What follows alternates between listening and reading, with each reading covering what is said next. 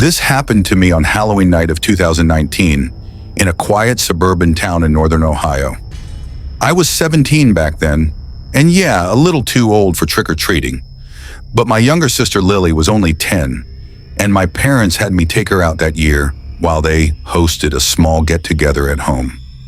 Halloween night that year was perfect.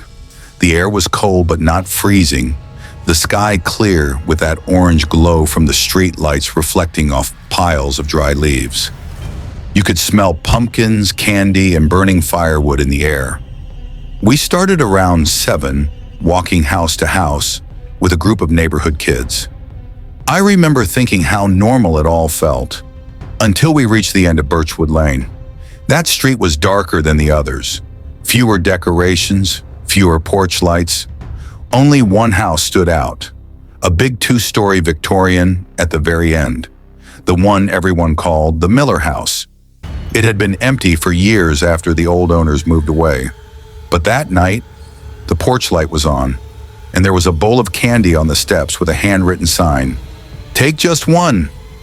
Lily tugged my sleeve. "Come on, let's go. It's not even scary." I hesitated but followed her up. The candy looked fresh, full-size chocolate bars. I remember thinking maybe someone new had moved in. As Lily bent to grab one, we heard it. A faint creaking sound from inside the house. Then a dragging noise like something heavy scraping across the floorboards. Lily froze. I whispered, "Probably a cat." But when I looked at the windows, I swear I saw a shadow move behind the curtain. Tall, slow, almost human. We backed off the porch, but curiosity got the better of me. I looked down at the candy bowl again and noticed something weird. Each bar had a small red dot sticker on the wrapper, like someone had marked every single one. Before I could say anything, a voice came from inside the house. Not loud, not angry, just wrong. "Take one, if you dare." The voice sounded like an old recording, slow and warbled, like it was being played through an ancient speaker. Lily screamed and ran down the sidewalk. I grabbed the bowl and dropped it, spilling candy everywhere. That's when the porch lights started flickering, on and off, and for a split second, I saw a figure standing just inside the doorway. Tall, wearing what looked like a faded black coat and a mask. Not a Halloween one.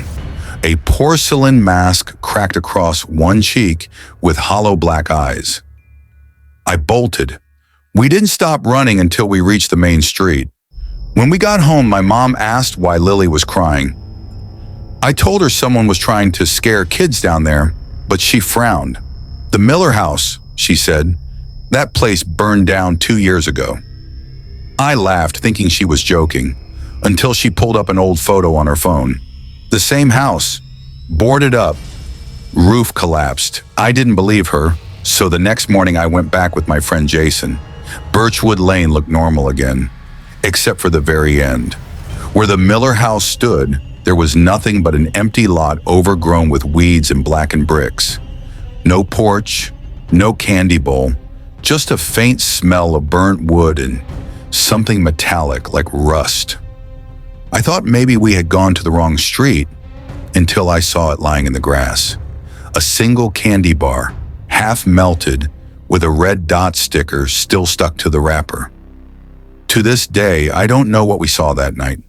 Lily refuses to talk about it, and every Halloween since, she stays home. Sometimes when I'm driving past that end of Birchwood, I still see a flickering light where the porch used to be, just for a second, and hear a faint, warped voice whispering, "Take one, if you dare." This happened on Halloween night 2018 in a small town outside Spokane, Washington. I was 16 then, trick-or-treating for what I knew would be the last time. That awkward age when you're too old for candy but too young to party. My best friends Josh and Aaron came with me. The night was perfect. Cold air, orange lights, crunchy leaves. We'd been walking for an hour when we came across a small neighborhood we hadn't hit before. Every house was decorated, Fake cobwebs, skeletons, glowing pumpkins. Except one. It was a dark gray house at the very end of the street. No pumpkins, no lights, no sound. The windows were pitch black. "Let's skip that one," Aaron said immediately. But Josh, of course, grinned. "Come on, man. The best candy always comes from the creepiest houses." We went up the driveway. No lights turned on, no movement inside. But on the porch, there was a single bowl of candy sitting in the center. No sign, no decoration, just a plain glass bowl filled with individually wrapped caramels. Something about it felt wrong. The candies looked old, dusty, like they'd been sitting there for weeks. Still, Josh grabbed a handful, joking, "See? Free sugar." We laughed and moved on. But about halfway down the street, Josh stopped walking. He was just staring at the candy in his hand.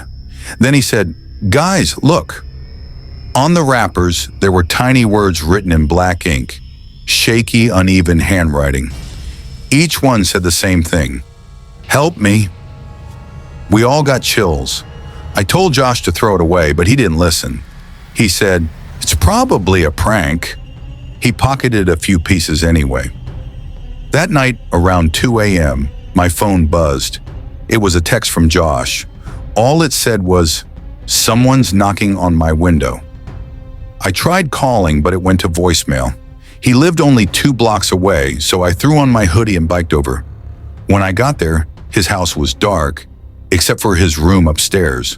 The curtain was half open, and I swear, for a split second, I saw a hand pressed against the glass.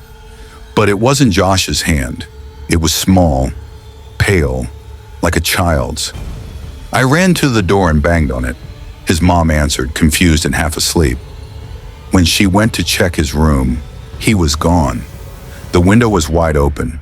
All that was left on his bed was the glass candy bowl, the same one from that empty house, still filled with candy. And every wrapper now said the same thing, in darker ink: "Too late." Police searched for weeks. They said they couldn't find any trace of whoever lived in that gray house. Public records showed it had been vacant since 1993. No one has seen Josh since that Halloween.